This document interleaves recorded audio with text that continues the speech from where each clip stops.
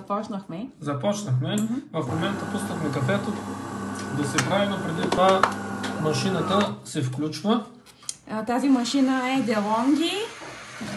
Magnifica 22-115. Купихме на промоция за 600 лева. Подарък от Технополис. Алтънчо я докара лично. Сега я включихме. След като спре, слагаме чистата чаша за един момент в дълго момента. кафе. Какво прави в момента машината? Включва се и преди всяко правене на кафе тя се самоизмива, да не останат аромати от предишно кафе. За да е вкуса винаги приятен и свеж. Добре. Светна ли зелената лампичка? Да. Светна, значи вече може да сложим чиста чаша за кафе. Ето.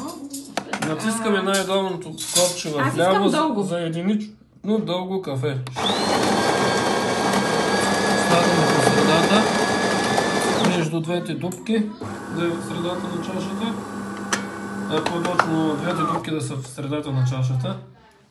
И сега започва да тече. И после си доливаме само от буркана мляко. Аз обичам соево мляко. Нямаме соево, имаме краве. Кравешко, ма кравата може да е яла соя, така че може овес да е яла, пък е овесено, само че не работи. Мерси, бариста Еро. Кафето е готово. Ароматно и... Може да го помиришете от видеото. Спирам го.